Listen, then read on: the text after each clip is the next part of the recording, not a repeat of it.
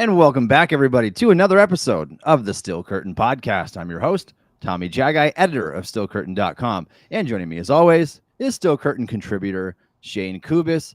Shayne, we're going to talk about the state of the Steelers today. Art Rooney obviously kind of got around like addressing the whole media, had a little personal interview. And so I don't know exactly what that means, but we're going to talk about his comments from that. And the unfortunate reality that is the Pittsburgh Steelers heading into 2025, the minimal changes that will probably happen this year based on Rooney's comments. That's one of our big topics today. We're going to break down the Steelers quarterback discussion and where this team goes from here based on the comments, what we think they're going to do as opposed to what we would do with the team. We're going to talk about Senior Bowl notes from Senior Bowl week as well. We're 2 practices into that, and I want to share my thoughts because I think this is very important, obviously, in terms of the pre-draft scouting process. So before we get into that, though, Shayne, I want to spend just a few minutes to talk about these championship round games over this past weekend. You can see what a good football team looks like and where the Steelers need to be and how far away they are. And that's kind of how the Commanders looked in a way against the Eagles. You turn the ball over 4 times, you're not going to win that game against arguably the league's most talented roster. Jaden Daniels has been unreal. I mean, I think he's been amazing throughout that run, but they lost 23-55, ended up getting spanked in that game, and the Eagles are heading to the Super Bowl for the second time in 3 years. Yeah, and I think ultimately the Commanders, as good as they've been this year, especially considering where they were supposed to be, it's hard to be disappointed, but this is about as bad as it gets in a championship game. And I think there's going to be a lot of fans who are definitely disappointed by the way that it went, and rightfully so. It's a really tough way to go out, but their overall season is very much in the right direction. Of course, you have your franchise quarterback, you have a coach that looks like he's going to be the guy that can get it done. And it's really just about adding talent to a defense, especially that was really bullied by this Eagles team. Not that most defenses haven't been bullied by this, especially the run game, but it was too much for this defense. They have a lot of talent deficiencies they need to figure out still. Yeah, we know the Steelers were one of those teams that were bullied by the Eagles in Philadelphia this year. What's wild, though, is that the Commanders had a chance halfway through the second half of the game to go. They were marching down to try to punch it in the end zone, make it a 30-34 game. They just couldn't get out of harm's way. Austin Eckler fumbled the ball. That was a cherry on top, and it was all she wrote from there. So the Eagles are heading to the Super Bowl along with the Kansas City Chiefs. I know everybody loves to hear that at this point. They have a chance to make it 4 Super Bowls in 5 years, the first team in the modern era to win 3 straight Super Bowls. And so beat the Bills in a 29-32 contest. It went exactly like how you would envision, like this battle between Patrick Mahomes, Josh Allen, back and forth affair, and one team ends up winning it in the final minutes. Was that the outcome that you predicted, Shayne? I think it was. It was, yeah. And unfortunately, it went about exactly as you would expect it to. I think Josh Allen at this point, you look at what he's done in the postseason, and you go, oh, he can't beat the Chiefs. It's like, yeah, but who can other than like Tom Brady? Realistically, like who has really beaten the Chiefs? Like Joe Burrow one time, and it was like the magical Super Bowl run by them. And like outside of that, like this team just doesn't lose in the playoffs to people. Like, yeah. And I think the problem is, and I talked about it on this show and also some other things I do, where I felt like the difference ultimately was going to be coaching. And I think you could definitely argue that it was, because you look at the way Spagnuolo dialed up that blitz on 4th down. Josh Allen wasn't ready for that. The offensive line wasn't ready for that, and it forced a throw that, yes, definitely should have been caught by Dalton Kincaid, but it was way tougher of a play than it had to be because of the coaching of Spagnuolo and the offense for the Chiefs. They broke out stuff, and the Bills defenders talked about it after the game. Like, they broke out stuff they hadn't seen from them all year because they knew they were going to have to do some different things. The quarterback run game with Mahomes worked well. Like, they kind of just pulled out all the stops at the right time, and that's what the Chiefs team will do to you. Yeah, Shayne, and it's almost not fair. I mean, really, to have Patrick Mahomes, Andy Reid, and Spagnuolo, I mean, that trifecta right there is going to win you a ton of games. But when you have a solid roster around it, and when you have a Chris Jones, we're going to give our Super Bowl predictions before we sign off here today. But those are the teams that are heading to the biggest game on turf, and it's not hard to see why. Eagles with the unreal roster talent, and the Chiefs with their coach and quarterback combination there. All right, Shayne, let's talk about the Steelers. We'll bring this back to the Steelers here. Russell Wilson's going to the Pro Bowl. He is a Pro Bowl alternate. And if you think that the Pro Bowl recognition had been watered down before, now we have that confirmation. I mean, the Pro Bowl used to mean something, Shayne, once upon a time, but now at the touch of a finger, you can like vote for like 7 guys to get into the Pro Bowl all at once just by like retweeting a post. Wilson doesn't deserve the Pro Bowl. I'm sorry. I know that people back out, but it just wasn't a good performance. He started off strong early in the season. You look at it on paper, in 11 games, he had 16 touchdowns, 5 interceptions, 95 passer ratings, respectable, but it doesn't tell the whole story. It's so much like last season in Denver, Shayne, where the stats are inflated in comparison to the quarterback you were getting, especially in the last 5 games of the season. I mean, the Steelers averaged 14 points a game. They went 0-5 in that stretch, counting the playoffs.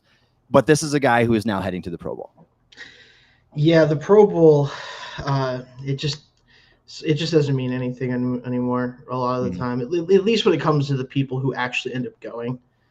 You know, I mean, because at the end of the day, like, and I forget who it was that tweeted out that like if there's 5 alternates, it's not the Pro Bowl, it's something else. I forget what it was, but like it's just not the same, right? Like Russell Wilson is not a Pro Bowler. I'm sorry. Like you could honestly argue even when he was on his best stretch of the season, he still wasn't a Pro Bowler because the AFC quarterbacks are insane. It's just that none of them are going to be there pretty much for the most part.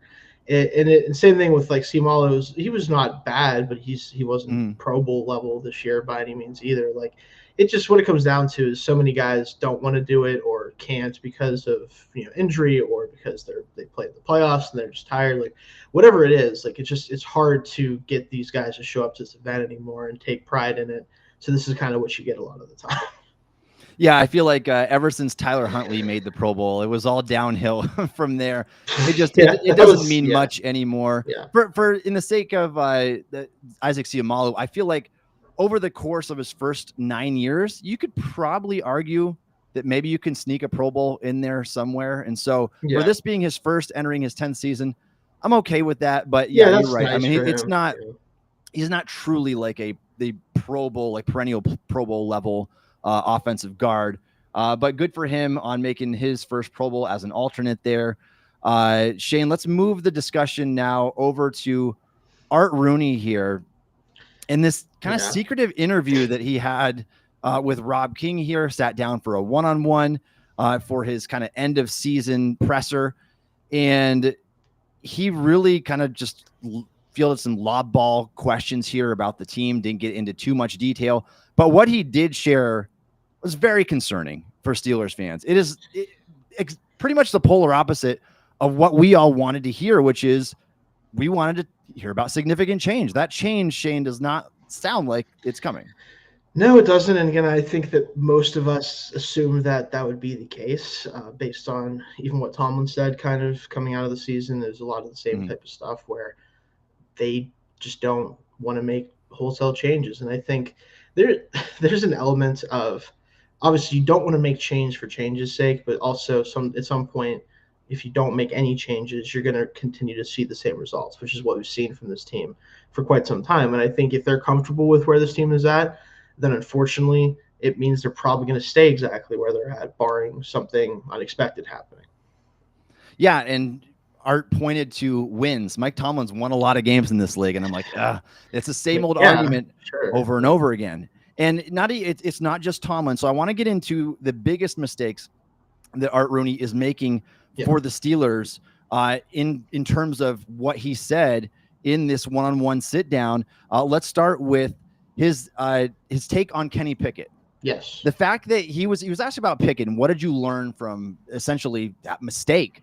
Yeah. And the answer was pretty much nothing. And so not what you want to hear. You want to hear him give some response. Even if he doesn't go into detail, you have to learn from this.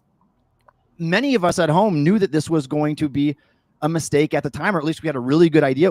Pickett was riddled with red flags. You talk about the smallest hands ever at the quarterback position, didn't have the velocity to drive the ball. He had one good year of production in 5 seasons in college. He was over 24 years old entering the draft. there's a laundry list of things that you could have looked at to say, all right, next time we can't get ourselves into this situation, Shayne, but it doesn't give me any confidence that the Steelers are going to avoid something like this in the future if you're not learning from the Kenny Pickett mistake. Yeah, his comments were just pretty much just, again, like you said, there wasn't enough there for me to feel like he actually learned from it and the organization learned from it. I think when it comes to quarterback, like, we're going to talk about who their quarterback might be next year, who we think it will be, who we think it should be. But at the end of the day, like, if you can't make a investment in the quarterback position that has upside, you shouldn't do it, especially if it's somebody in the draft, because when you draft a quarterback, there's only two reasons to draft a quarterback, in my opinion. It's either because you don't believe in the one you have, or you're trying to make sure you have depth at the position, because in a league, the quarterback is so important. You want to have people behind them that are capable, right?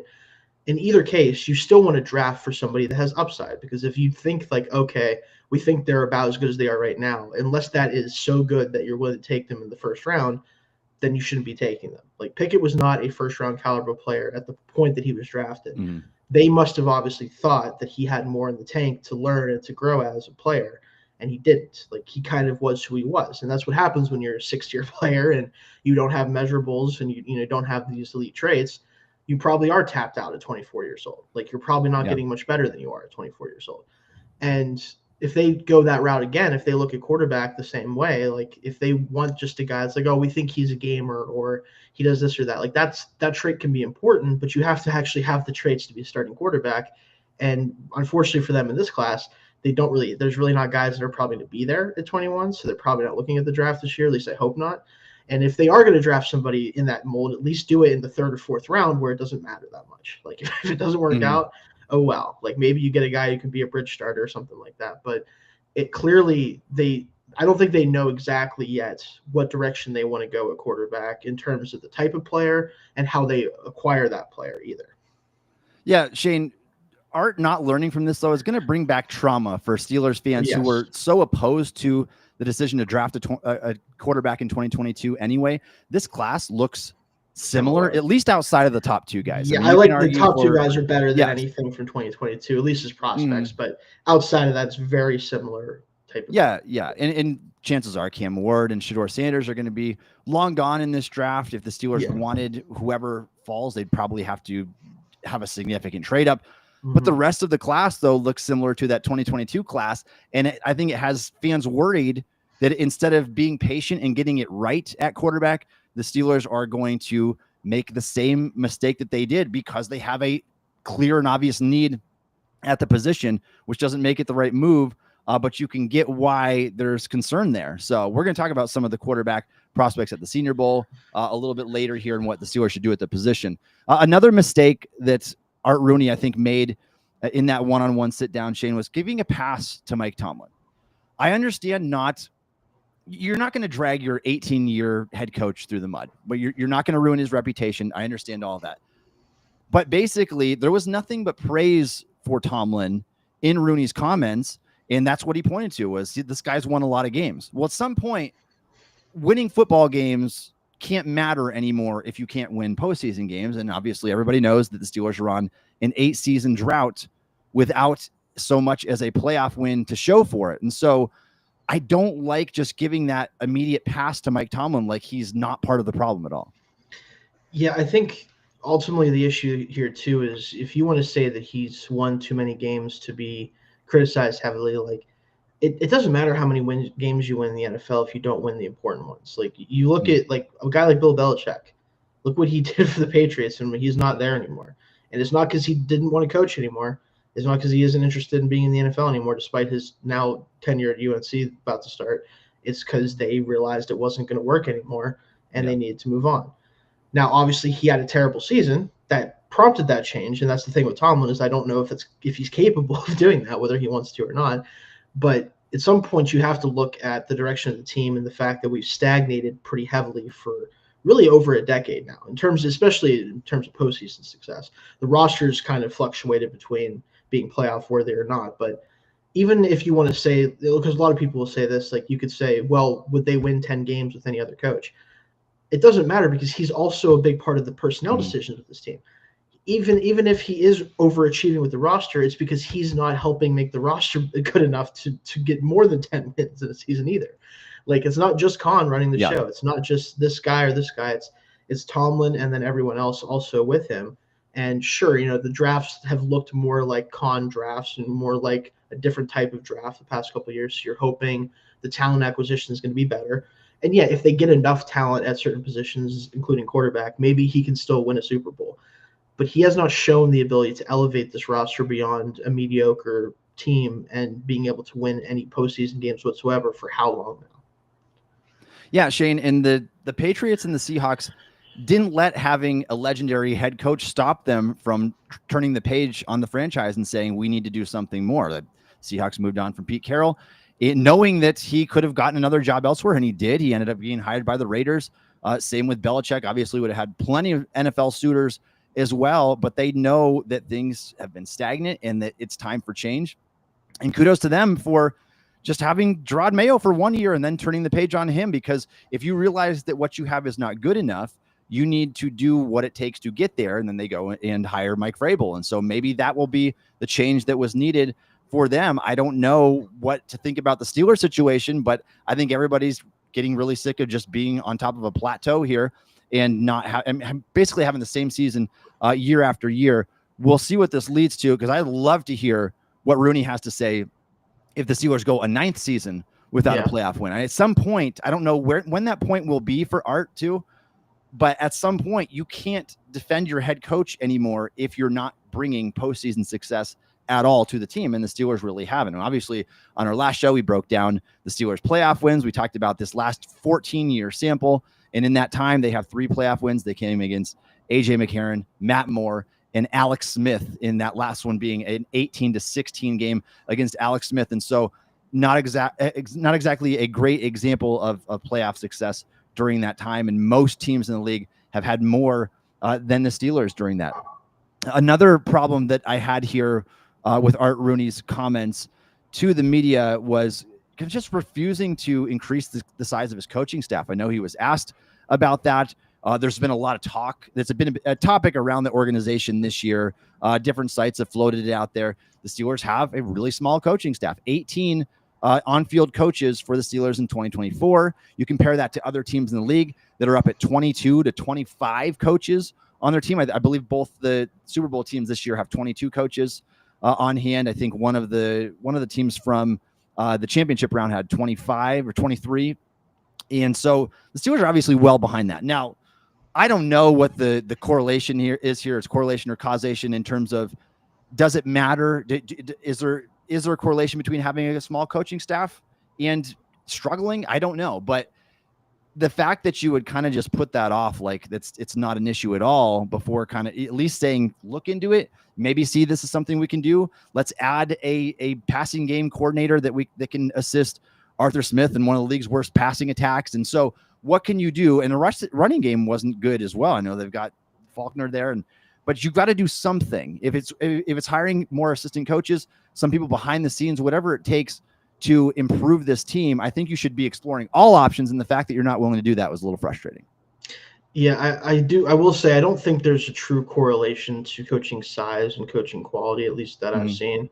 I've seen some people talk about that before, so I don't think there's a direct correlation there. However, my bigger problem is not so much the amount of coaches they hire, but the quality of them and how long they're given a leash to be good or bad, right?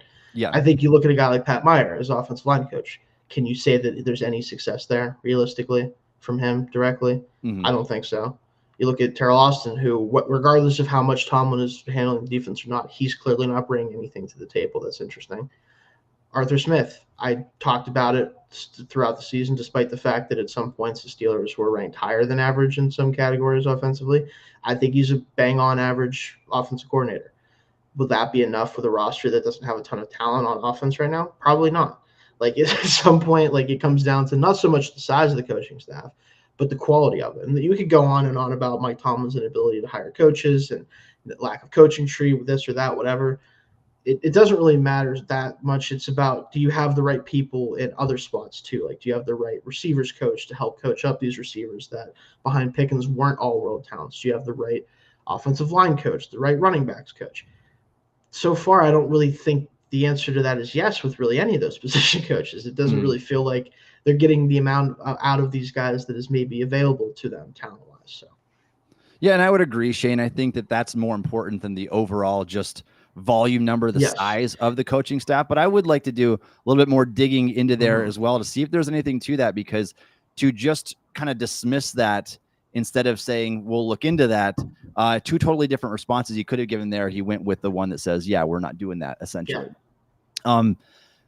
Perhaps my biggest beef with the entire organization this year, and I think the easiest decision they could have made this offseason, Shayne, is firing Terry Lawson. I think Terry Lawson was terrible this year. I think he was terrible. He doesn't run stunts enough. He doesn't blitz enough. He's not an aggressive enough coordinator. He couldn't find a way to get TJ Watt in favorable situations. Instead, he allowed him to just keep lining up in the same spot and getting chipped all the live long day. And not only that, we saw at the two just egregious, fireable during the game type of moments late in the season. The first was in the season finale against the Bengals, where he left Corey Trice Jr. on an island in his first ever NFL start against Triple Crown wide receiver Jamar Chase. What did he think was going to happen there? And then the following week, Shayne, the Ravens rushed for 299 yards in the playoffs against the Steelers because Terry Lawson decided to deploy his nickel defense, 5 defensive backs on the field for 45% of the game, when the Ravens ran 6 offensive linemen for 22.2% of the game, plus a 300-pound fullback in Pat Ricard. What are you thinking there? I mean, anybody with any bit of common sense or anybody that's ever played Madden would know that you can't do that. And yet Austin will not be fired. They already said the coordinators are coming back, and he hinted that there's going to be no change there. I'm frustrated with this. Yeah, and it kind of goes back to my point about regardless of whether you think Austin has the control of the defense or not, or how much say he has or this or that, you're not firing Tomlin, obviously. So why are you keeping him around if he's not adding anything clearly? Like, you could sit here and say, like, oh, well, Austin didn't actually do anything. It's like, okay, then why is he here? Yeah. Like, no matter how you look at it, because I know some people argue, like, it's a lose-lose, yeah. It's like, what are you going to do? Tomlin has his entire control of the defense. It's like, first of all, I don't think he has entire control of the defense. He obviously influences everything for this team. But even if he does, like, what's the point of having Austin on the staff then? Why have a defensive coordinator if he's not going to actually do anything? So no matter how you slice it, he shouldn't be here because he's not helping clearly. So I think you're 100% right. Like, this is one that would have been really easy to justify to the fans, to the rest of the coaches, I'm sure too. Like, you need to add some juice to this coaching staff, and you weren't doing it with offensive coordinator because unfortunately the Jets chose to hire someone who I actually think could be a good head coach instead of hiring Arthur Smith. Wish they would have done us a solid there, but whatever. And so where can you make a change then? Okay, defensive coordinator. That's been a thing for a couple of years with him, and it hasn't worked out. Yeah, and we knew with Arthur Smith, for him just signing that 3-year contract, it was very, very unlikely. He's going to be up on him. Yeah, he's going to be here for at least another year, probably 2, because we know what the Steelers do. And if the holdup, Shayne, from the Steelers moving on from Terry Lawson was because he had a year left on his contract, that's a big shame on them for saying. I mean, really, if you're going to be that cheap and say we can do better at defensive coordinator, but you've got a guy with a year left. Yeah. We'll wait the contract out. That is what they do, though. It's really frustrating. They let contracts expire. The thing is, like, you could argue, like, okay, well, like, it's better than paying guys to do nothing. It's like, no, because then they're doing nothing while you're also paying them anyway, clearly. And, like, the Raiders, for example, like, sure, they're paying, 18 different guys right now, probably money from their contracts they sign, but they have a coach that might be the best one they've hired in a while, at least right now. Yeah. So, who's really winning that? So, I don't know. Yeah, I mean, the Broncos paid Russell Wilson a boatload of money to go away. Not play for them. Yeah, to not play and for then them. Look at what they did this year. They were a respectable, solid team all around. And so sometimes you need to take a little bit of a money hit in order to move forward. And it just doesn't seem like the Steelers are willing to do that with guys that are under contract. And by everything that it sounds like so far, we should probably see very soon here. But if they do make changes, it sounds like it's only going to come to assistant coaches and ones with expiring contracts, which is really frustrating. And I feel like it kind of tells the story of where Art Rooney's mind is going with this. Yeah, there's a comment from Anthony here about he feels like he only cares about money and could care less about Lombardi's. And I hate to say that, but, like, I don't know how much of this is motivated by what, but it certainly seems like he doesn't care enough about the right things right now. Yeah. Like if we're just talking purely about like what is the best thing to do for this team, I don't think he's spending enough time focusing on that as he should be. Agreed, Shayne. One more point I wanted to make about Art Rooney II here in his comments, lobbying for Russell Wilson or Justin Fields to be the quarterback next year. I mean, essentially said, we want one of these guys, kind of admitted it's probably unlikely that they get both of them back. Don't know really why you'd want to after you see that it fell short this year. But he wants one of these guys back, preferably on a multi-year contract. Now, I can understand wanting that guy to be Justin Fields, being that he's still 25 years old, over a decade younger than Russell Wilson, looked pretty good before getting the rug pulled out from under him and going with the veteran last year. That at least makes sense. But to lobby for Russell Wilson, knowing that he's going to be 37, 38, 39 years old if he gets a 3-year contract, it wasn't good enough to begin with. Down the stretch, the Steelers collapsed like only they could, really. I mean, you averaging 14 points a game, Russell Wilson throwing for like $180 during that final stretch of the season. Not good stuff from the Steelers offense. Heck, in the playoff game, they couldn't score in the first half. And so you can't tell me that the quarterback has nothing to do with that. Obviously, personnel matters. You need wide receivers. You need guys that can get open. But Wilson, what we really saw, you could sum up his season by saying that he lived and died by the moon ball. And when it was working, he had respectable numbers. And when it wasn't, the Steelers were in shambles. And that was it. You can't build an offense around that. If it wasn't good enough to work at 36 years old on a veteran minimum contract, Shayne, why is it going to be good enough to work at 37 plus on a maybe $25, $30 million contract per year for Russell Wilson? I don't understand trying to experiment with this again. I 100% agree. I think if you're going to sign one of these two in general, it should be Fields, especially if it's a multi-year deal.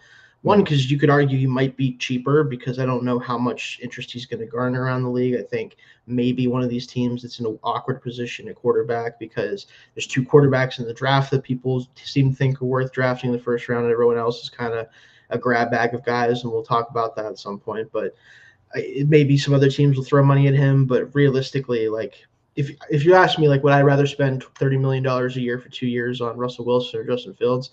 I'm taking Fields because at least there's upside still theoretically there. I don't know if it's going to be much better than it's been, but it's still probably at least there's more things you can do with Fields at this point. That's kind of what it comes down to.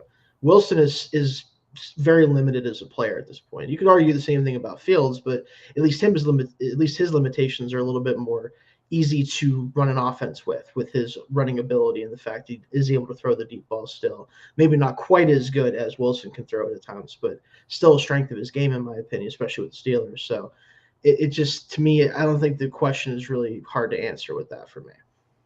Yeah, and it just feels like not just Art Rooney, but Mike Tomlin as well, and the organization, they don't care about trends. They don't care about data. There's a lot of evidence that says, yeah, when you're 37 years old, your play is going to drop off. They apparently don't care about that because they're strongly considering bringing him back again on another contract. And this is why I talk about this so much, Shane, because I think it's so important especially when you're talking about team building. But the decision to go from Fields to Russell Wilson in the first place to stop prevent Fields from playing out the rest of the season because you could put the guy in who's a decade older. It just shows how short-sighted the organization is and how much they want to win year to year to year and how little they care about what's going to happen next year or the year beyond. If they cared a little bit more about that, I think you would see them actually try to do things the right way. And I know we've talked about this before, but we don't know what would have happened. The Steelers probably would have had an early exit, even if Fields was in there, but at least you would know more about him, right? If you played the entire season and into the playoffs, you would say either this guy is a guy who can lead us in the future, or we need to look for something else. Now you're just in the same situation that you were with Kenny Pickett, even though a lot of us realized that he wasn't going to be the guy. The Steelers didn't know that, though, because they played such a conservative game plan.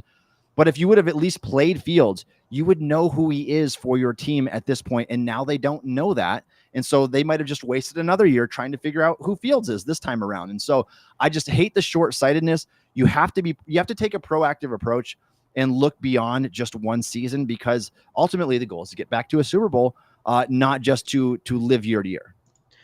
You broke up there, Tommy. I don't know if you're back or not yet. Okay. Yeah, But yeah. I apologize. Yeah. It's more about just living year to year. You got to be able to look at the future. Nothing still? Can you hear me? I cannot. Can you hear me? I can hear you. I can Sorry, hear guys. you. If we're having some issues here, it looks like right now. Okay.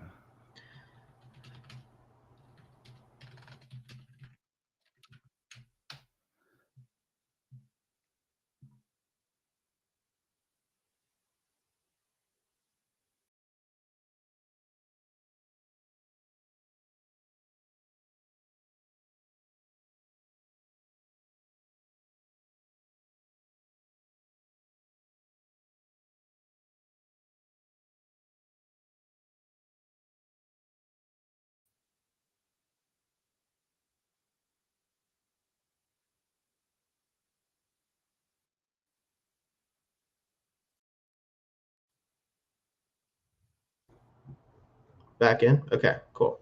Can you hear me now? Yes, you're good now. Yeah, I'm not sure what's going on there, guys. Sorry about that. Maybe it could be an internet issue on my end. I apologize for that. Thanks for sticking with us here. Yeah, and just to sum that up again one more time, I think the Steelers need to be more focused about looking ahead and seeing how can we get back to being a Super Bowl team rather than just living year to year and trying to do everything in their power to get a playoff berth. I think that short-sightedness, the decision to go from Fields to Wilson kind of showed you all that you need to know about the process of thinking of Arthur Smith and Mike Tomlin, that it is truly about just giving themselves a chance each year instead of capitalizing on a greater window for a chance at a championship. And so that's what's frustrating about that. We're going to talk about the quarterback situation here in just a second. If you have any questions for us, please drop them in the live chat. We'd love to be able to get to those. We've gotten to a couple already. And if you are a fan of the Pittsburgh Steelers, please consider supporting to the Still Curtain podcast on YouTube. We appreciate all of your support. Be sure to like this video stream. Leave us a comment down there and help this get seen by others if you are enjoying listening to this content. All right, Shayne, let's talk about Steelers' looming quarterback decision. Yep. What will this team do at quarterback? If I had to ask you right now to make a prediction, what does this quarterback room look like, Shayne, for 2025, and who is the starter going to be? I think I'm leaning still towards the fact that it's going to be Fields. I think that the way Tomlin talked about him to end the season, the way that they talked about mobility, specifically with Tomlin talking about that, obviously Russ still has some of that going on. He did show a little bit of that. Unfortunately, sometimes bit off more than he could chew as a runner, specifically the second Ravens game with that fumble and things like that. But I think that's kind of the way they're leaning if they're going to sign one of these two. And the one upside to the fact that Fields didn't play a full season with us is it probably will make him cheaper than he might have been otherwise, especially if he would have had a solid year. So there's that element of it. But I do think it's going to be him as the starter.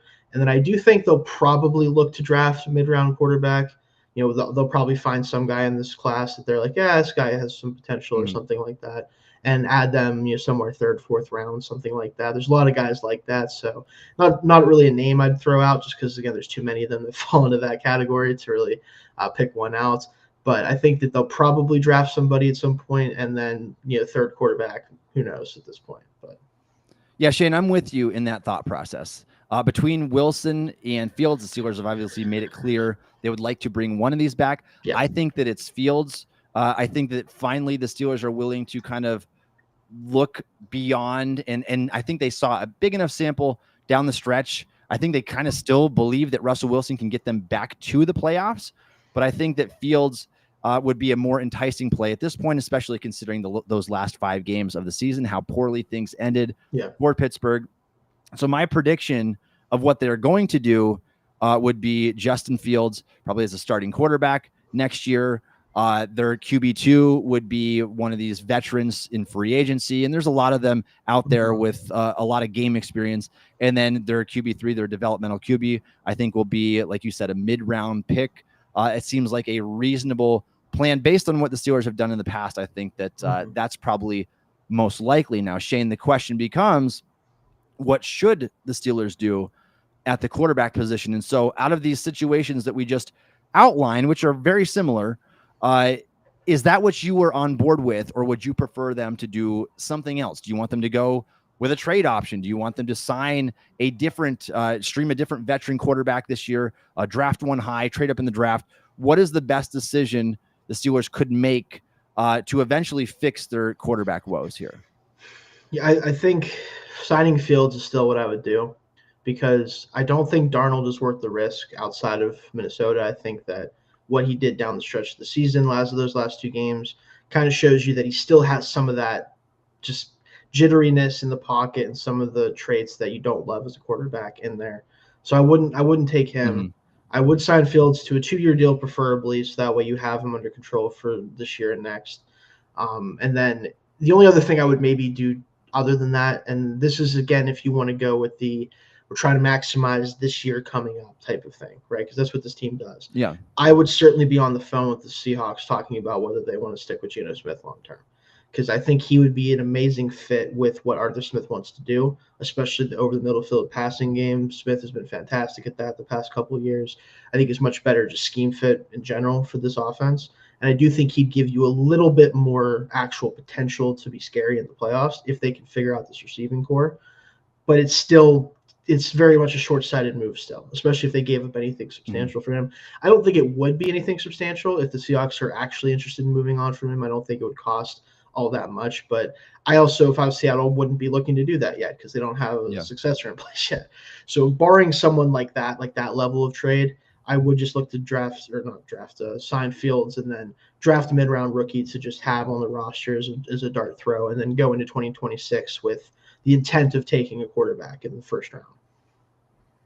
Yeah, Shayne, I think that would be a pretty reasonable plan if something like that were on the table. Obviously, that I believe eventually this team is going to have to throw some darts at quarterbacks. Yes. You're going to have to do it on guys that have the talent, the skill set, who could potentially go toe-to-toe with Patrick Mahomes, Josh Allen, Joe Burrow, Lamar Jackson. You don't necessarily need to be as talented as those quarterbacks, but you can't settle for less. And when you do, you're going to fall short. Now, obviously, that could take a lot of time to turn things around again. Heck, the people that have been watching the Steelers since Bradshaw's career ended and before Roethlisberger's began, you could see just how hard it is to find that franchise guy. Now, you could say, yeah, Steelers probably should have taken more chances in that window there instead of like one high pick, 2 if you count Cordell Stewart.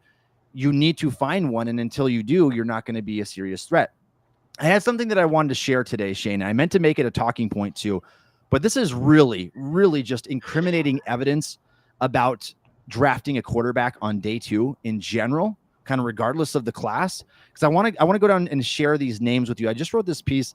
It's on stillcurtain.com. If you want to check it out, I go into much more detail and I explain why this isn't a good decision to do. Now, the Steelers could be leaning that way. Like, I would not be surprised if they threw a 3rd round pick into a quarterback. I think it's probably more likely this year that it's like a 4th, 5th round selection, just because they have obviously other pressing needs there. Yeah. But quarterback is one that could potentially be an entirely new room. And so they know that it's an issue and that needs to be fixed.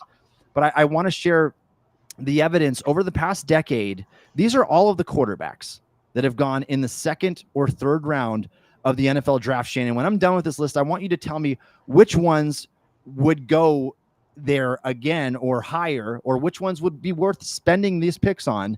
But here's all 20 quarterbacks since 2015 that have gone in the 2nd and 3rd round.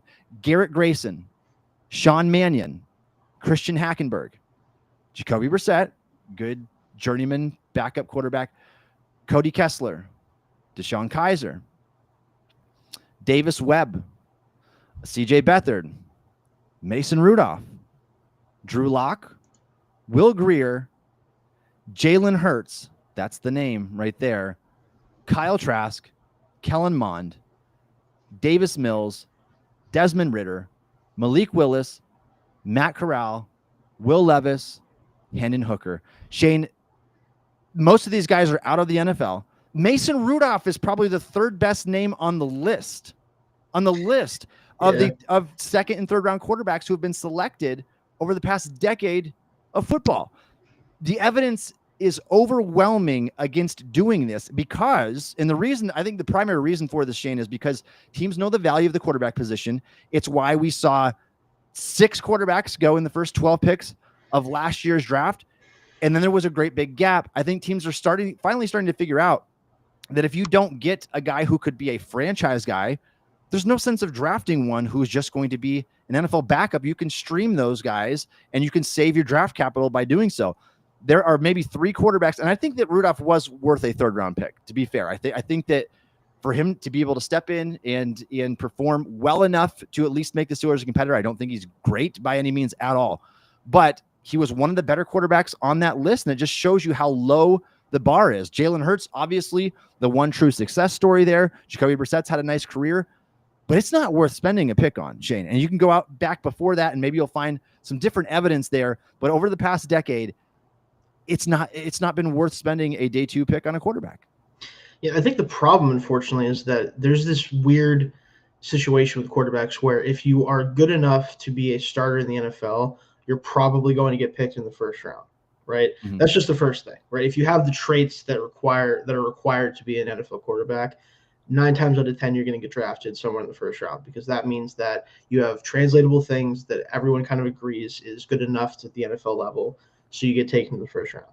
The guys who are taken outside of the 1st round who end up becoming good starting quarterbacks usually are drafted outside of the 1st round for a flaw that is viewed as something that they can't fix, but they do end up fixing.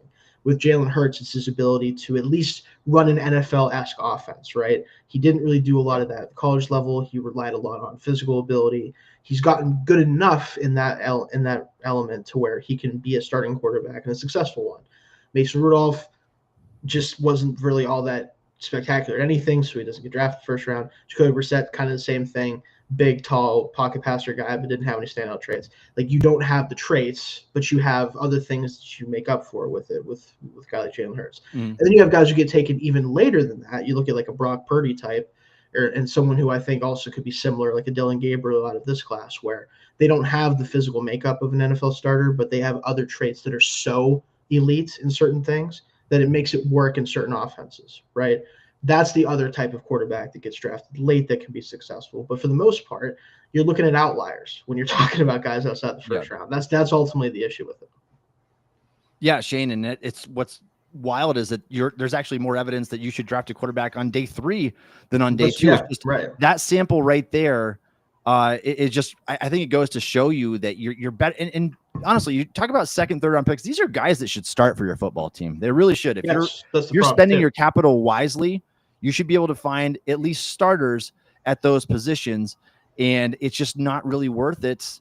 There hasn't been enough success stories there. Jalen Hurts, the only one to spend draft capital in that position. Now, every draft class is different. Maybe you'll get into a situation where there is. I didn't like the Titans, for example. I didn't mind them taking a stab at a Will Levis. At least he had all the traits and tools. He just does not have a head attached to his shoulders to kind of help him out with all the decision making that goes into playing the position.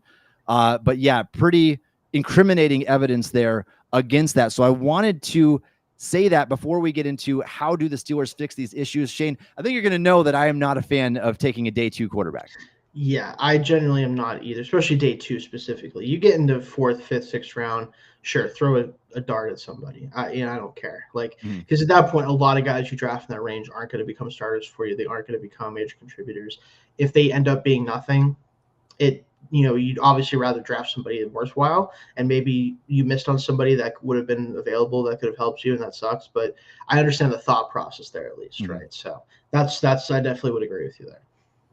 So a long-term fix here, Shayne, I think, again, rolling with Justin Fields for this year, that's fine with me. I'm okay with that play, because I don't know what the other options are. I don't want any part of Kirk Cousins. I like the guy. I just think that he's toast. he's toasted. Couldn't throw an out route without throwing a pick six this year. Like, he's got nothing left. Yeah. Aaron Rodgers for so many reasons. Shayne. Yeah, there's a lot of reasons there. We're talking a 42-year-old Aaron Rodgers coming off of a 5-12 season with the Jets, and he wasn't good this year. I don't think he's going to get magically better. Maybe he can take a step up just being on a better organization, but I don't think that's going to be a magical fix for the team. I just think the options are so limited outside of the very, very off chance the Vikings would trade JJ McCarthy. Not happening. Otherwise, like a Sam Darnold, like, would you be willing to, would you take Darnold over Fields if you have to pay Darnold maybe twice as much? No, Because the problem is, all it does is it makes you a little bit less flexible with the cap for the couple years you have him, and I don't think the outcome of the season changes. Like that's why I think with Fields, at least, like I think he's going to be the right level of startable, can win games, but is also not $40 million, and also is easy to move off of if it doesn't work out. Like that's why, like I think you've already seen him in the building. I think he's shown that he can at least work with this offense. If you put enough pieces around him, maybe you can get a playoff win with him. Maybe. I'm not guaranteeing anything with that, but at least it's like, okay, I could see the path to that. While you also try to evaluate the 2026 class, maybe the 27 class, if you don't end up liking that class enough, whatever. But it's just going to be a bridge situation no matter what you do, in my opinion. I don't think Darnold or Fields are long-term starters for this team if you were to sign them. So might as well go with the cheaper guy that's also even younger a little bit than Darnold, despite Darnold being way younger than you think he would be, considering when he was drafted. But yeah, I would certainly, just because I don't see the upside of it changing anything, I would still go with the cheaper option of Fields. Yeah, I would go with that play as well. I think it's the right move for this year and for the situation. I don't think there's going to be a guy clearly that's going to be worth drafting as a franchise quarterback in this class, barring a slight trade up if you believe in a Shedeur Sanders, if he happens to slip, something like that. Otherwise, I think it's just much, much more likely the Steelers look ahead to get that guy. And again, don't pigeonhole yourself into doing it. Even by next year, Fields doesn't work out, you have a down season, whatever, you go 9-8. And you're desperate for quarterback, don't pigeonhole yourself into taking that guy right away. I'm all for taking shots at the quarterback position, Shayne, but knowing this franchise, I just don't trust them to be willing to turn the page on a player if it doesn't work out. Now, Pickett's situation, that's kind of proof that they did, but he also kind of came to the organization, shared that he was disgruntled, kind of forced his way out a little bit. So if it's not next year, then look ahead to the year after that. But you have to find a franchise guy. And until you do that, unfortunately, I think the Steelers are going to be stuck kind of in this quarterback purgatory. But I do think that rolling with Fields for now is probably the best option. Maybe getting a veteran from free agency and maybe throwing a late round dart on somebody who could kind of stick around, just be a developmental guy that'll be worth a late round draft capital this year. All right, Shayne. I want to move the discussion over to Senior Bowl week. I've had my eyes glued. I watched all the first practices, everything I could from the second practices before our show started today. And I want to start with, we're going to keep this centered, obviously, around the Pittsburgh Steelers, but please weigh in. If you have any questions, if somebody caught your eye during Senior Bowl practices so far, share them in here. We're going to kind of talk about some of the bigger talking points, and we'll start with the weigh-ins, the winners and losers from that, Shayne. Some good and some not so good. And the one I want to start right at the top of the list with the quarterbacks here, Jalen Milroe. Now, he checks the boxes in terms of he's bulky, muscular. He's right at the height line that you would want. Like, I don't want to go any shorter than like 6'1.5". 6'2" is really my threshold that I always want to hit. But Shayne, 8 3/4 inch hands. We just dealt with a situation like this. They would be in the top 10 shortest in the history of NFL quarterbacks measured on Mock Draftable's database since 1999. And so I am concerned by that. Does that concern you that Milroe has tiny hands? I mean, that's, I guess, one of the concerns I have with Milroe. I have several, but I think it's one of those things where it's like, I almost feel like you can't draft him just because we can't do the small hands memes anymore. Like, I personally just don't think I can handle more of that in my organization. But it is certainly a thing. Like, he did have some fumbles in college, of course. Now he's a runner, so it's like, how much of it is because of that or how much of it is because of hand size. I don't know if it really matters that much to me, but I do know that it's certainly one of those things that draws your eye, and it's not good that it draws your eye, right? Like, that's ultimately the problem with it. Is it's just like, again, I don't know if I can. There's so many pictures saved on my phone of like Kenny Pickett memes of like him having. I just can't. I don't know if I could do it again. So that's just me. Well, and everybody's going to have a different opinion about what it means, and they'll always come back to, well, Joe Burrow hit 9-inch hands on the dot, and so there are examples of guys at the 9 threshold. There are 0 examples of guys when you get under that, and you can say, well, you're talking about fractions there. But I do feel like, just in general, because of the experience that Steelers fans have literally had with a quarterback who had to wear gloves 100% of the time, they would probably prefer that those hands were an inch bigger. It's just the way that it is. We've got a little bit of trauma going on from that situation. Another one, Shayne, of the quarterbacks who was a loser in the weigh-ins was Dillon Gabriel, the impressive Oregon quarterback. We knew he wasn't big. You could tell that by watching him on field. But he came in at 5'10" and a half and 202 pounds, 9-inch hands, which just narrowly hits that threshold. That's a small quarterback, Shayne. I mean, that's a really small quarterback. And there just aren't examples of that really working out in the NFL unless you are a Kyler Murray with elite athletic traits and a cannon arm. Bryce Young, probably the closest to that. I know a lot of people are comparing him to Tua. I think he gets that kind of left-hand comparison too, but I do think that his play style kind of resembles that. In the right scheme, I think you can make that work. But I just don't know how I would feel about having a quarterback that small in Pittsburgh, even just as a late round guy, developmental guy. Yeah, I think the problem is I actually don't really care about the size with him because the way he plays it, I don't think it really impacts his game. I just think his game is very specific. So it comes down to what type of offense you're running. Like in my opinion, I think if he was a San Francisco 49er, he'd probably be a great starter, realistically. Like, I think there's a lot of similarities to the way he plays that Purdy plays, right? And obviously, I'm curious what the Niners ultimately do with him, because are you going to pay that guy $60 million? Because it's probably what he's going to ask for. At least he has every right to ask for that. Would they just draft somebody like Dillon Gabriel and be like, hey, this guy can do 95% of what you can do? Like, and I'm not going to sit here and try to fight with people about Brock Purdy right now. But the point is like, he's a very specific quarterback. I think in the Dolphins scheme, which you just brought up Tua, in the Niners scheme, he'd probably be a starter caliber player. In almost every other scheme, probably better as like a backup that gives you some fun traits to work with as like an accurate passer and stuff like that. In this scheme, I think he would die very quickly in our scheme. I don't think it would really work out too well. So yeah, he's definitely, the measurables weren't great, but they also do think that realistically it doesn't matter too much with the way he plays. So yeah, he is going to be scheme dependent though because of that. And I think that's, that's kind of the player that he is. If you're comfortable with taking somebody that small, that's okay. I'm not particularly. I don't like to go below that 6'2" threshold typically. R. Barley chimes in here back when we were talking about Fields. You say Fields wouldn't be looked at as a long-term starter. Why? They looked at Kenny as that and he was about Fields' age and now when he was drafted. So it's not that the Steelers couldn't view Fields as a long-term starter potentially.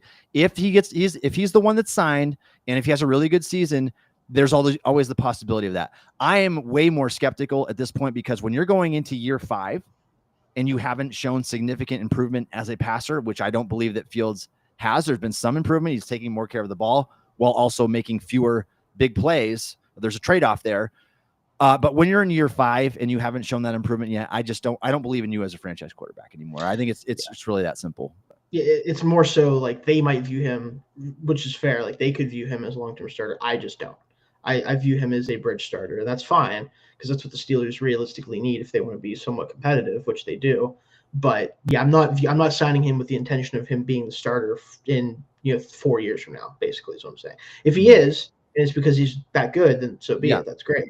But I'm just not betting on that at this point, right? Like that wouldn't be my plan going into the next couple of years if I'm planning ahead at quarterback. So.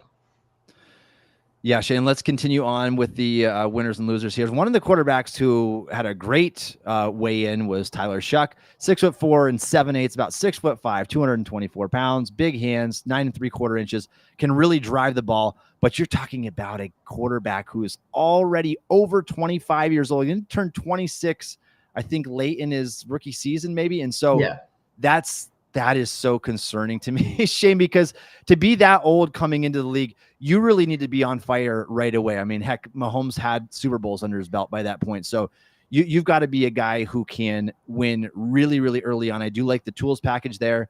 The weigh-in was obviously great, though.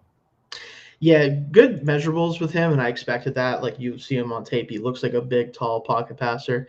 But yeah, when you're going to be 26 in your rookie season and you're not a high-profile quarterback, I don't know where you draft a guy like that. Like I don't have him listed in my quarterback rankings from earlier this year just because I didn't get around to watching him yet. I'm sure if I watched him, I'd be like, yeah, he's good quarterback. He's a good quarterback prospect for, third, fourth, fifth round.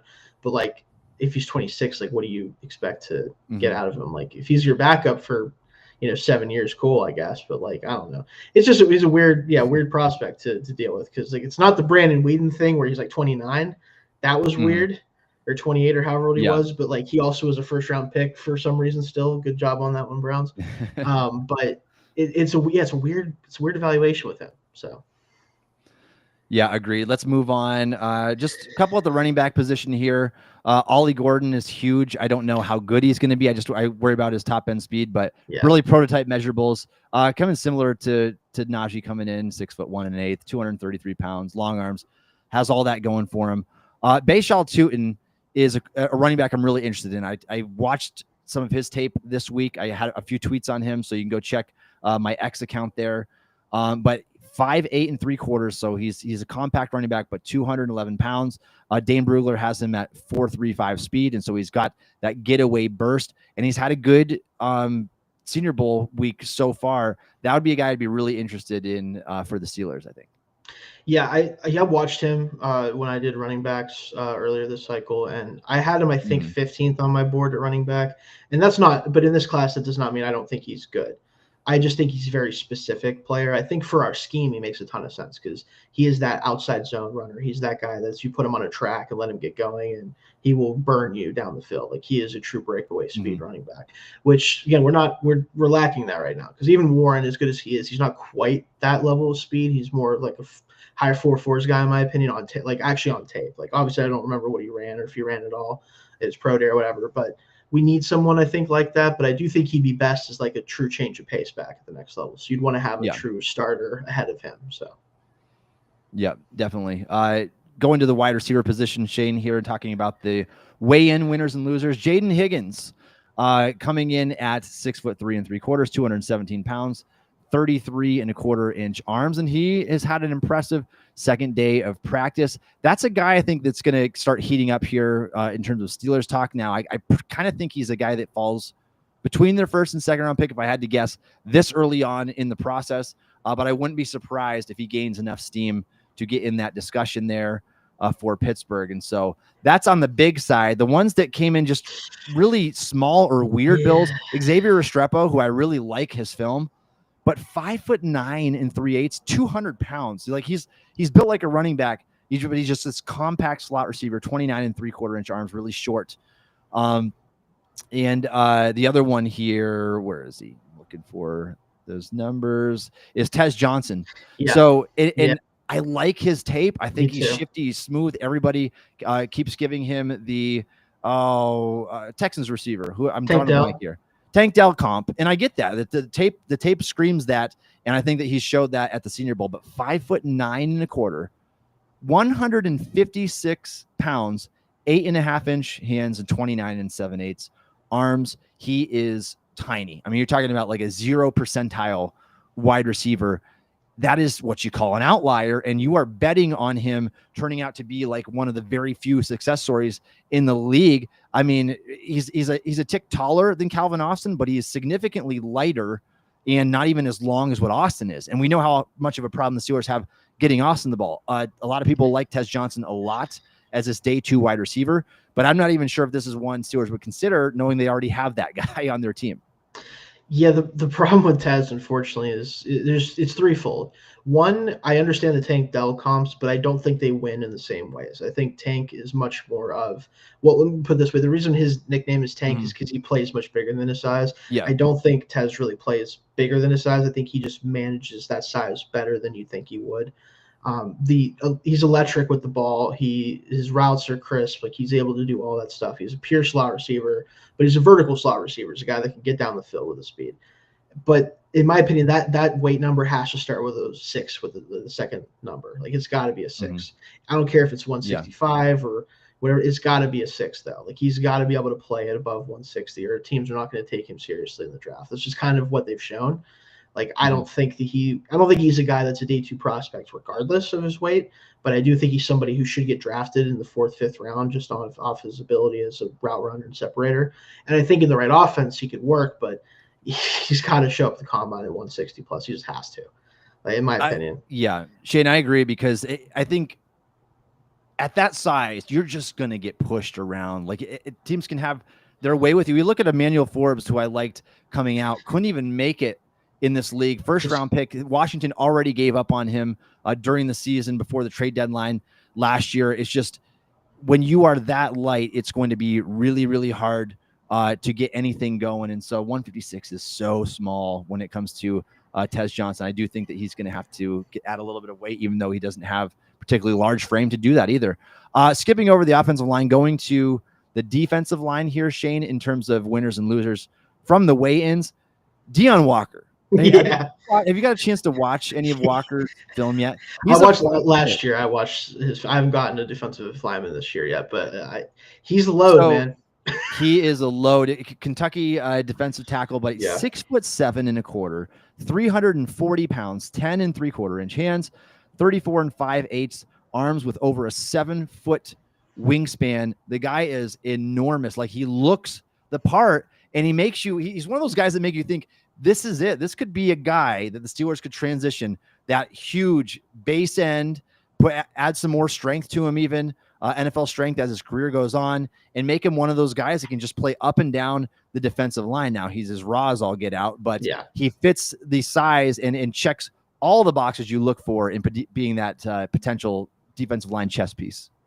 Yeah, I think the problem for him ultimately, like I remember looking at him last year, and I'm not sure how much different it is this year, but I think he almost needs to either lose weight or gain weight, even more weight than he has. Like, I think he has to either become a true like road grader in the middle of a defense, or he has to get a little bit more light on his feet and be able to be a guy that can rotate all across the line. Like, kind of feels like he's in the middle of those two builds right now. And I'm not sure, like, because we've seen defensive linemen at that height, struggle to kind of create leverage, but we've also seen guys like Calais Campbell and DeForest Buckner, but those guys were lighter than him. So, they had more quickness and explosiveness. So he's a very intriguing player. I'm very curious where I land on him ultimately, because I'll be doing defensive lineman in a couple of weeks, but it's a weird build, but it's a really cool player. Like, I'm very curious what teams end up doing with him ultimately. Yeah. Another defensive lineman that I know a lot of people are high on is Landon Jackson. Big player, pretty good frame, but for the Steelers, I just don't know what you would do with that guy. 6'5.5", 273 pounds, 10-inch hands, long arms, 6 foot 10 3/4 inch wingspan. But that 273 pounds, I think he's probably better as like that Sam Hubbard-esque like base 4-3 end player. I don't know.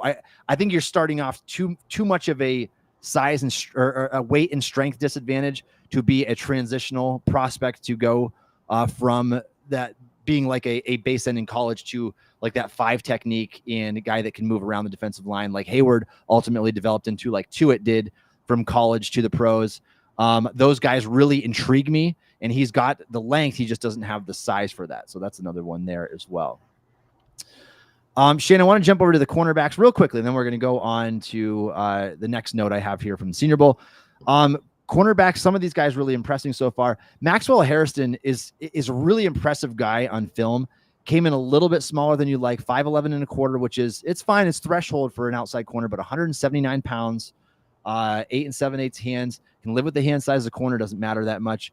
Arm length is fine, but a little bit light in the pants there for him as well. Would like to see him get that weight up by the combine. And then one more that I have here is Azariah Thomas, 6'1.5", 191 pounds, 10 1/8 inch hands, 32.5 inch arms.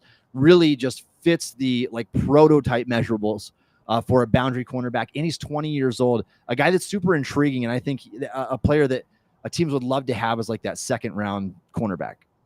Yeah, he's, I think, the one that profiles the most similarly to what the Steelers do, and what they want in a corner. So I think he's kind of the guy that a lot of people are focusing on. I look at a guy out of Iowa State, and I want to pull up his numbers here real quick before I specifically talk about it. Saw him here a second ago. I have it in front of me. Darian Porter, the corner out of Iowa State, 6'2", 197. Length is really good, 79-inch wingspan. Like, he's also a similar guy that I think has that profile. Now, he I think probably doesn't have as much upside as Thomas does, but I think that he played a lot in college. But he was a receiver for the first few years at Iowa State. So he's still kind of learning corner. So there's upside theoretically there because he still has room to grow in that position. But he's another big, long corner that they've been looking for in this game. Yeah, and Porter's made some plays at the Senior Bowl practices so far too.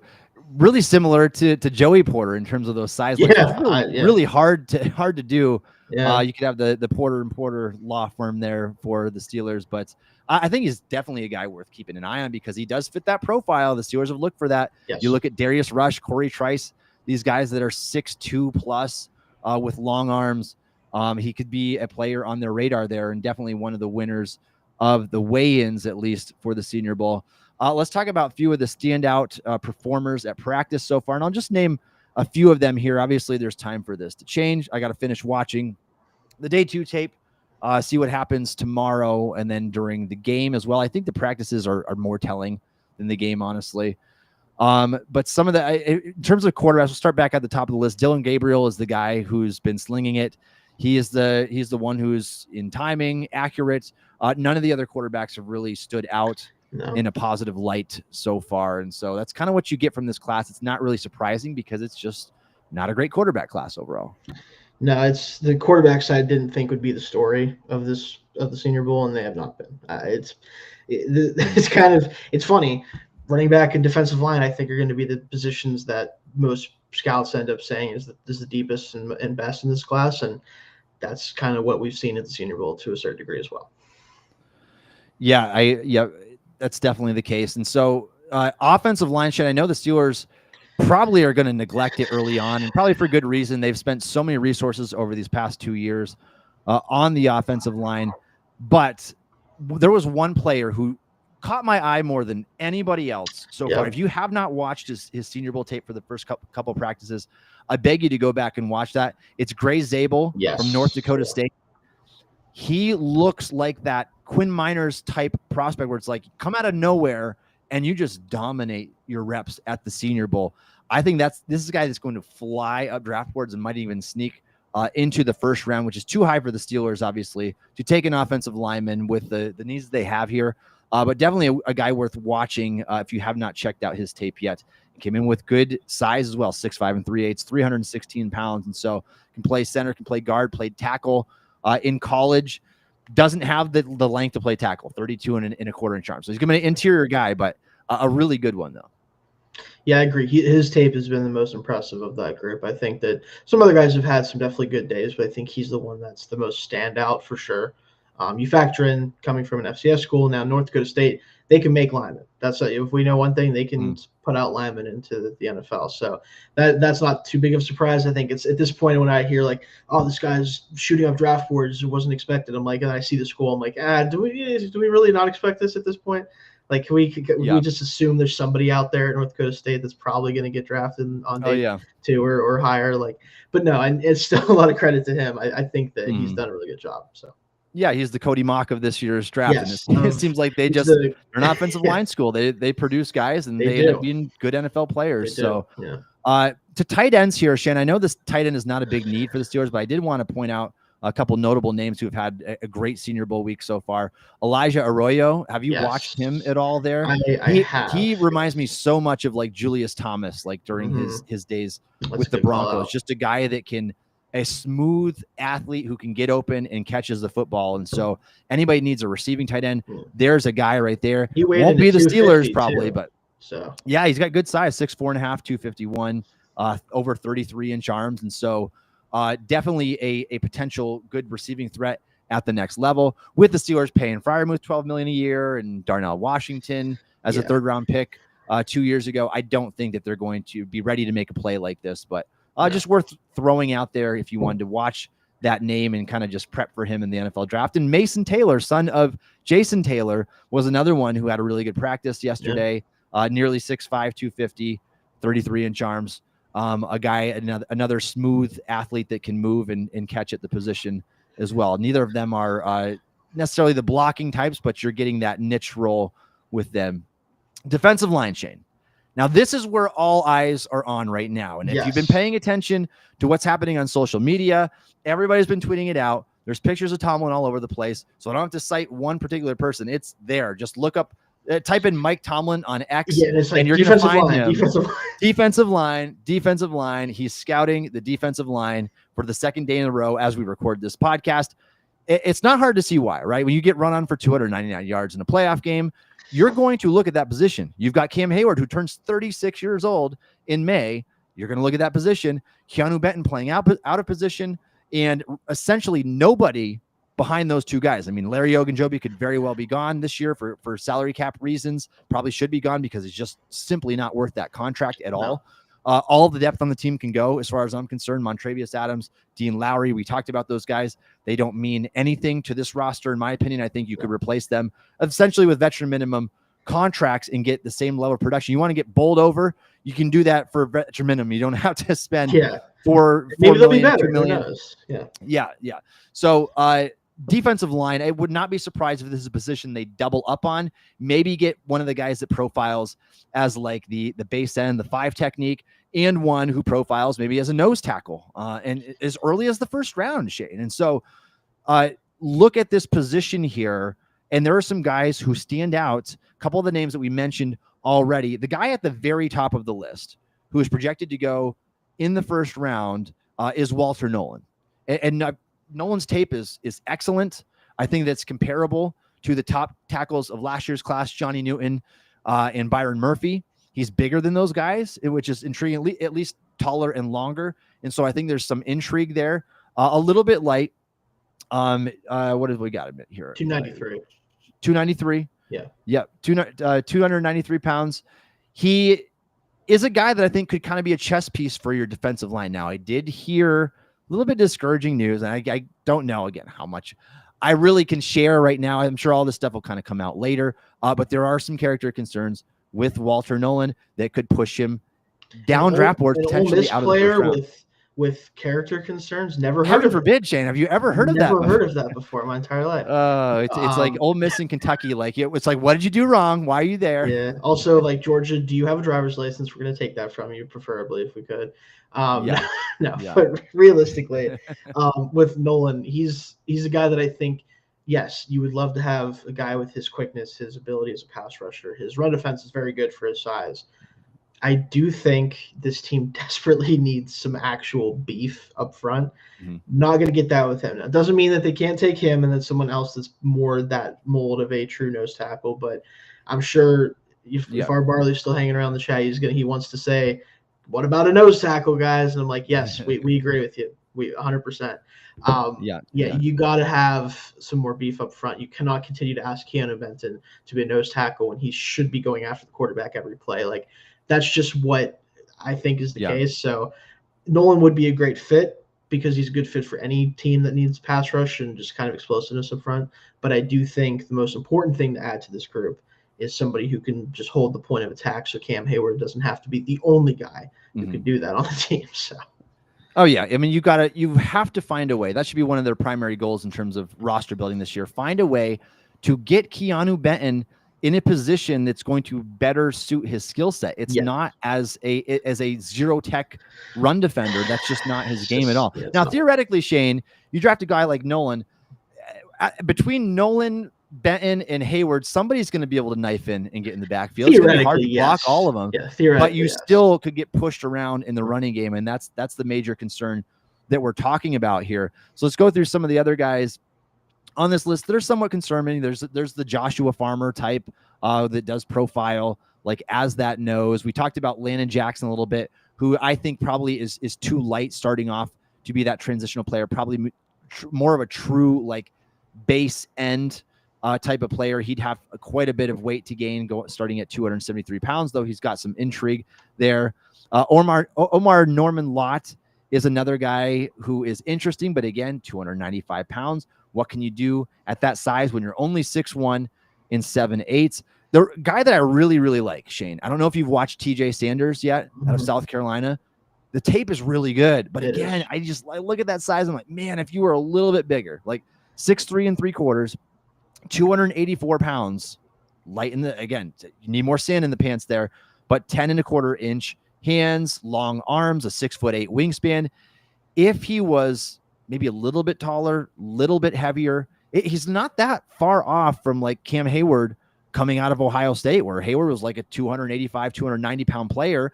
And eventually over the course of his career, really bulked up, put on added weight, put on added muscle, became a better, increasingly better run defender as the years went on, and up until age 35. And he's just had just a dominant season this year. If you've got a big enough frame, you can keep adding muscle mass without losing athleticism. His frame is just on the edge for me to be one of those guys that I would experiment with, to say I can move you up and down the line and you can potentially be that replacement. Yeah, he's a guy that to me is more profiles, more as like that Kalijah Kancey type of player that, you know, for the Bucks, where like he is a true penetrating interior defensive lineman. Yeah. He's in the game primarily to make splash plays, whether it's in the run or pass, right? He's not a guy that's going to hold the point of attack. He's not, you know, a true run defender in that sense. Doesn't mean he can't be impactful as a run defender, but it's not going to be with that type of game. It's going to be with penetrating and getting in the backfield. So in this, with the Senior Bowl group, there's a couple guys to profile as noses, like even some of the size though, like Walker, is he a nose though? Really? He's 6'7", 340 pounds. He feels more of a guy that should be a base end. Now he's a huge base end for any team, whether it's 3-4, 4-3, but it's still that type of player. So I think that it's going to be tough to find like that legit nose tackle type in this class, but there's guys that maybe are on the later end of things that can still do some of that stuff, but it's kind of tough though. Yeah, we got to talk about Walker one more time here, because that size is so intriguing. And you're talking to like that Calais Campbell frame, but much heavier than that too. Still is relatively light on his feet for being as big as what he is. So he's kind of like that moldable ball of clay. Like, what can you get out of this guy at the next level? Because he's got all of the size and traits that you would want ideally for that role. Like you said, that base end role, and then maybe you can move him inside, obviously on passing downs, third and long situations. If he's still good enough to be on the field at that point, then he can move to be like that one technique spot. But a guy that offers a lot of intrigue there. Keep your eye on him. I have a feeling he very much feels like one of those guys that will fall between Steelers' first and second round picks. So I'm not sure if they even get a shot at him in round 2, just because the size package is so intriguing there. But a name to watch for sure. And a guy who kind of has been up and down so far, but TJ Sanders really good, knocked a few guys on their butts, had a really strong Senior Bowl week so far. Other guys that, like, there's a couple that Steelers won't be able to get, like a Mike Green. Yeah, Mike Green won't have it. He had the play of the Senior Bowl so far, just completely bulldozing the Oregon offensive tackle there, who's supposed to go. I like him a lot too. I'm doing tackles this week, and I like him a lot. But he did not get the best of that rep. That's all I'm going to say about that. No, he did not. Really good edge class. Really good edge class. And so I know the Steelers have 3 that they like a lot, and Watt, Highsmith, and Herbig. Get another one. I mean, if the value lines up day 2 or day 3, you get another edge there, I'm perfectly fine spending a pick on a loaded edge class. Like, this is the strengths of the class just on paper is edge and running back, which is good because they actually need one of those this year. Find it at the right position at the right point in the draft. And those are a couple positions that they could target if they want to find where the value kind of lines up with the need. And then I mentioned already the cornerback that I thought had a really strong camp so far is Maxwell Hairston. A little bit undersized, but I think that he has those traits and that sticky kind of man coverage ability. You go back to his tape at Kentucky as well, and I think that kind of stands out there. Is there any other names, Shayne, that you wanted to mention in terms of standout performers that you saw? Not particularly. I mean, we'll see kind of as we go. I need to watch more of day 2 and then day 3, of course, too, before we get to game day. But yeah, those are kind of the main guys that people are talking about a lot. Yeah, and because we kind of covered that, Shayne, let's skip over that next point. But I want to ask, will the Steelers pick come from mobile? Now, the players that we've seen there so far, we know there's going to be a couple of guys that go in the first round for sure, I think. And Mike Green's obviously one of them, probably be off the board before Steelers are picking, depending on, he's a small school guy, but I think he's really talented. Is their pick going to come from here based on what you've seen? A Walter Nolan type guy? Any of the other players that we've talked about today, is a Jaden Higgins good enough to be considered in that selection, Shayne? Or is their pick somebody who is not in mobile right now? I don't think they're here. I think Nolan is probably, if you're going to take a shot at somebody, the one that makes the most sense, because I think his draft range starts right around there. I think is kind of the high end to me, in my opinion. We'll see kind of what that looks like closer to the draft, because it's hard to say. I haven't watched these guys in depth yet. I'll get to them in a couple of weeks, but I think he would make the most sense if you're going to pick someone from this group. Higgins to me is a second round type of guy or later. Ironically, I think he does a lot of similar things to T. Higgins, unironically, or I should say ironically. But I think the issue with him is just that he doesn't have the top end traits that normally receivers with the first round pick is kind of the guy that you use a first round pick on, but still a lot of skills there. I still think we're looking at probably a corner or a receiver with the first pick. As defensive line is definitely the one that a lot of people are saying it's going to be, and I think that makes a ton of sense. But if it is a defensive lineman, I feel like it might not be one here at this particular practice. So. Shayne, I 100% agree. And I actually had an article that went out this afternoon. You can check it out on stillcurtain.com. It's why the Steelers pick is not in Mobile, Alabama right now at the Senior Bowl. It doesn't mean they can't take a couple players that are at the Senior Bowl. It's just not going to be in the first round. So I'd be really, really surprised. I think Walter Nolan would be that one. But again, knowing what the Steelers have dealt with in terms of character stuff recently, George Pickens, and just from the things I'm hearing, I think that one they're going to be out on if they do their homework there. And that really, to me, it kind of ends the short list there. If you're not high enough on the other guys there, and I don't think that they would be high enough on like a TJ Sanders, probably just because he's not the perfect mold fit for that spot. Then I say, but I do think, Shayne, there is a strong chance that defensive line is a first round pick for the Steelers, though. Still, I really do. Yeah, and one of the primary reasons I think that is because we know how coveted wide receivers are in the draft. If you get a run on the first 4 wide receivers, let's say Ted McMillan is gone, Emeka Buka is gone, Luther Burden's gone, and Matthew Golden is even gone. Like, there's probably not going to be anybody receiver-wise worth taking with the 21st overall pick in the draft. And I think that could kind of force the Steelers to make that decision already to say, yeah, we're going to go defensive tackle. I think you look at a guy like Kenneth Grant, like if he's there for that selection and you're talking about that true nose tackle from Michigan there, and a guy who truly fits the bill of what they've been missing for years and years now at that position. You can slide him in there, and he gives you enough juice where he can do a few other things. It's not going to be a great pass rusher, but he's going to be good enough where you'll be able to leave him on the field in certain sub packages as well. That would make a ton of sense. It would allow Benton to go back to his more natural position.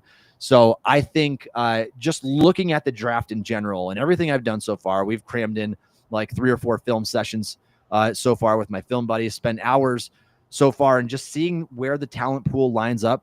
I think if I had to put a percent chance on it, Shayne, I think there's like a 5 to 10% max chance that their first round pick is in Mobile this year. Yeah, I agree. I think if it's a defensive lineman, which is the most likely pick from Mobile, I think it would be one that isn't there, right? Like that's kind of what it comes down to. And I think you're on the money, I think, with the receiver group, because I think if the top 4 receivers, not counting Travis Hunter, because kind of view him as a receiver corner hybrid, whatever. If all 4 of them are gone by 21, which isn't impossible, I don't think, but it's certainly, I think probably more unlikely that all of them are gone. I think at that point, next on my board would probably be Io Manor out of Stanford, and he is a really good player, but I think he is a limited player in some ways. Not sure if he should be a first-round pick. Then I'd be looking at that defensive line position most likely. Yeah, I agree. And even when you look at the cornerbacks, if that was where they're going, a Benjamin Morrison, the medicals, you have to wait on him. Siobhan Ravel, medicals. Siobhan Ravel, medicals as well. But both of those guys at least project as first-round corners, where these guys are all more day 2 guys that are at the Senior Bowl this week. So, definitely don't disregard the Senior Bowl stuff. Very important. You can probably bet the Steelers will take at least a few players from the Senior Bowl. Right. So keep that in mind. And some of the players we talked about, too, because those guys could definitely be on their radar. And, Shayne, by the time we do next week's show, we can kind of do a summary of the Senior Bowl and everything else that's happened. If there's more to report from then by next week, we're going to conclude today's show by just making our Super Bowl predictions for this week, Shayne. So same matchup that we received 2 years ago. Yeah. Eagles and Chiefs. The Chiefs won a 38-35 game in a shootout contest. The Kansas City did get a defensive score in that game, but how do you see this one going? Is it going to be that shootout type game again this time around? Are the Chiefs going to win their third straight Super Bowl, 4 in 5 years, or are the Eagles going to win this time? So my heart wants the Eagles to pull this out so we have something different, right? Although the Eagles also have won one in the past decade, so it's kind of like I'd much rather a Bills Eagles or Bills Commanders Super Bowl, but we didn't get that as we didn't think we would, but still, we were hoping for it.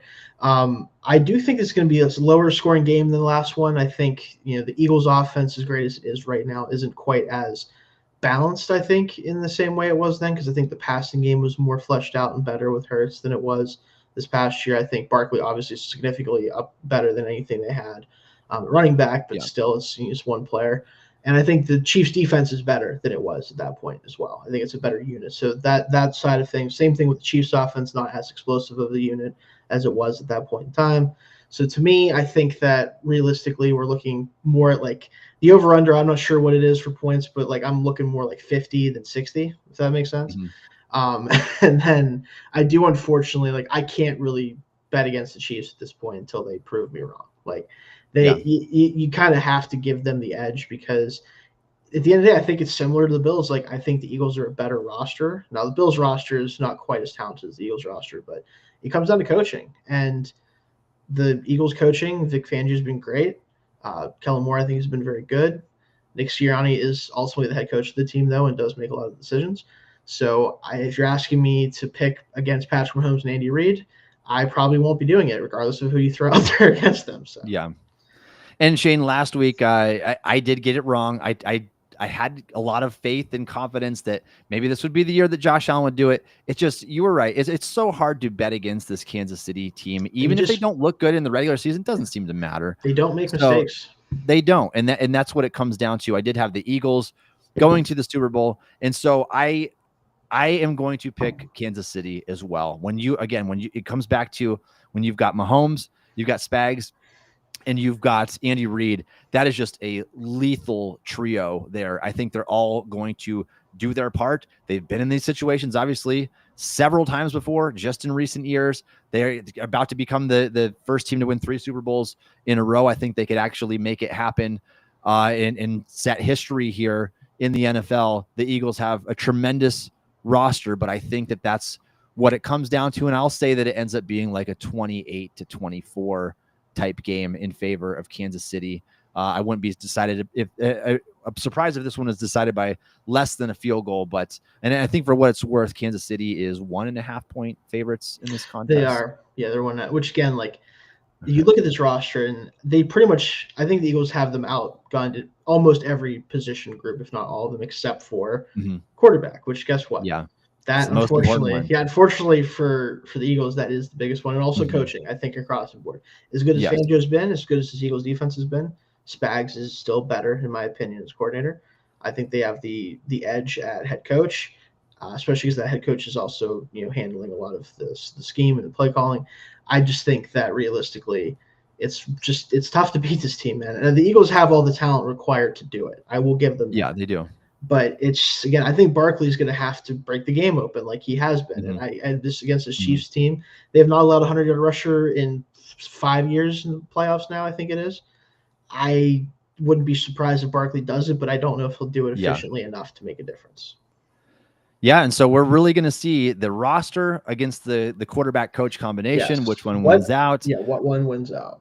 What does it mean for the Steelers moving forward? Like if it is the quarterback and head coach that wins out again, is it ever going to be enough for the Steelers? And that's what gets frustrating, is like knowing that this is the team, this is the makeup that you have to get there is a little bit discouraging. So we'll see how that goes. Let us know who you're rooting for, if you have any Super Bowl predictions, or if you have any comments about anything that we talked about on today's show. Please leave us a comment. Like and share this YouTube stream. Help us to get recognized out there. If you like what we do, please tell your friends about the show. We go live on this show every Wednesday at 1:30 p.m. Eastern time. Also check out Josh Yours' show live on Mondays at 1:30 p.m. Thanks for joining us on the show today. You can follow Shayne on Twitter/X at Shayne Kubas. You can follow me on X at Tommy Jaggi. You can download the Still Curtain podcast wherever you get your podcasts.